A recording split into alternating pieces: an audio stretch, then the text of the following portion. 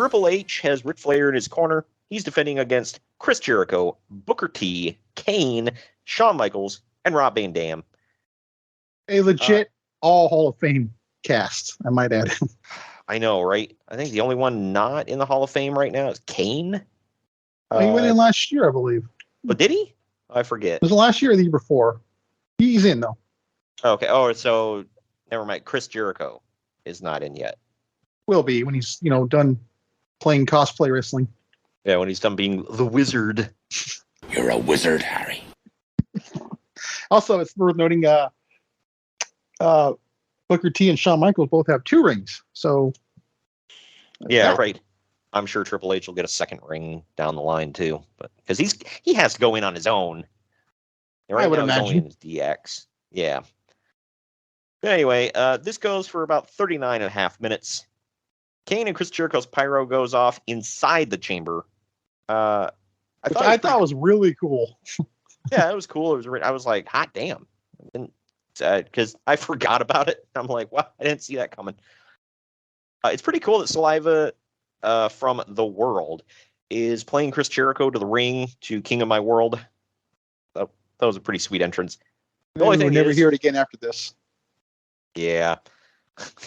The only thing that I thought was kind of awkward was like, I feel like he should have taken his time a little bit more, like walking around the ring and stuff like that.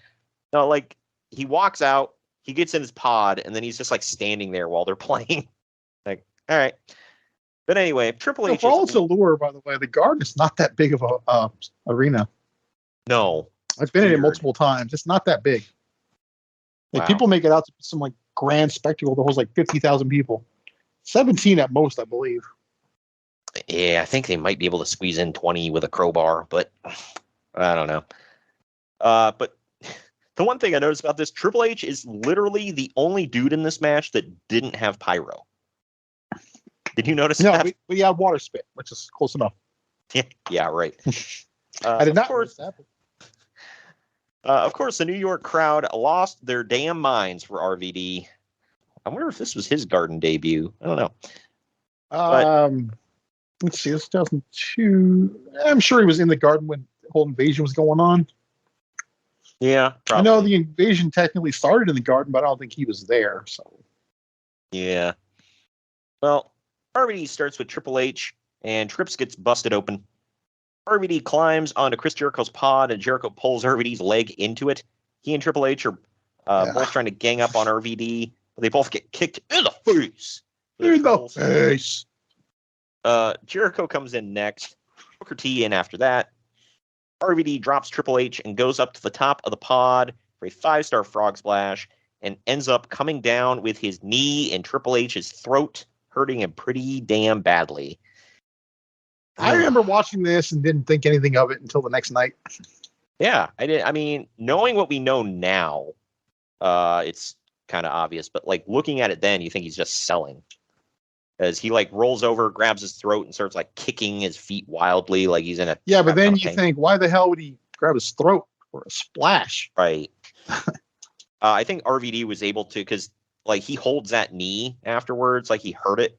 I think he like purposely like saw what was happening right before. He might have saved Triple H's life a little bit by like probably holding his leg up just enough where he didn't completely destroy him.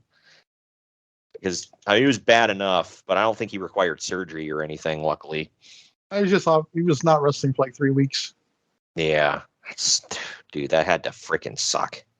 So he just came back, by the way, 11 or 10 months prior from his quad injury.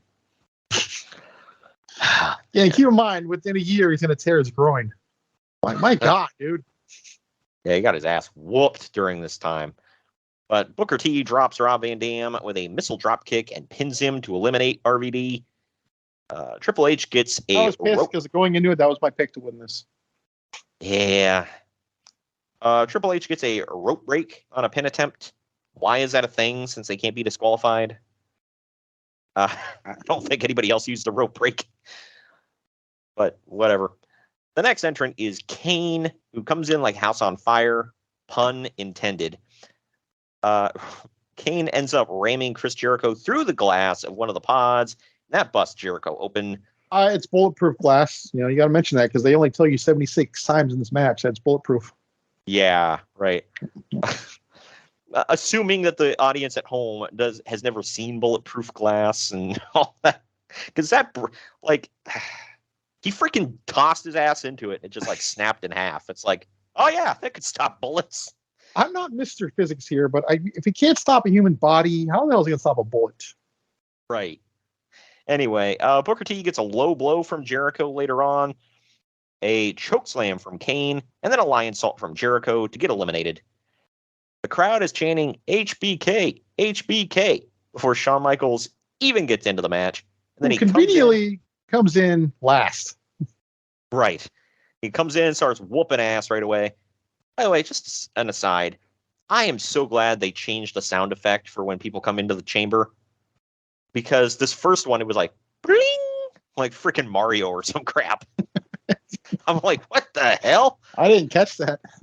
Yeah, you gotta go. It's a weird sound effect, but either way, Kane gets sweet chin music, a pedigree, and then a lion salt to get pinned.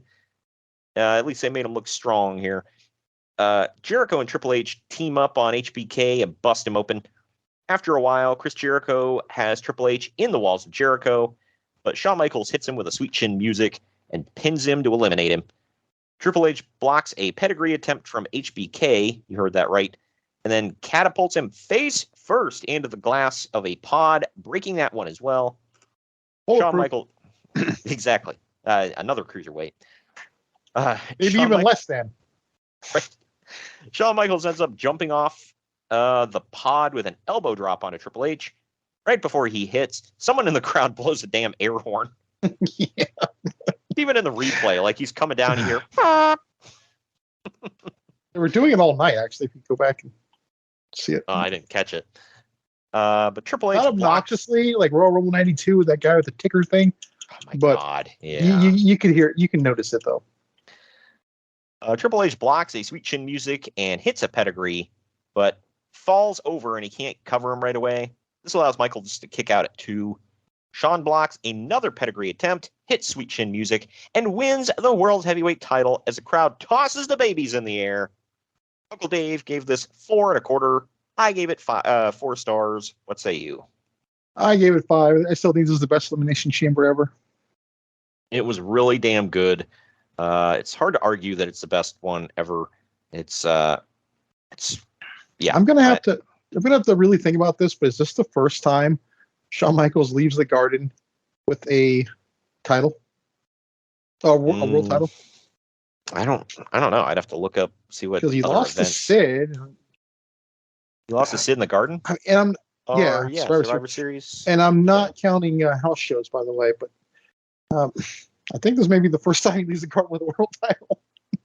Yeah, I don't know. I have to look that up. That'd be nuts. But he wouldn't hold the title long, but that's neither here nor there. 4 weeks, whenever the hell Armageddon is.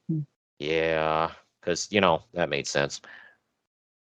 Jim Ross loses his damn mind on commentary, by the way. Fans lose their damn minds in the crowd, and the confetti cannons are going off everywhere. Dude, thinking in an alternate universe, what if Triple H won and then they set off all those confetti cannons and piss off everyone? Oh, man. But that's all coming down as Shawn's celebrating with the title, and JR asks if we believe in miracles. This was a cool moment. Goes down in the annals of time. I liked this as a kid. I like it today.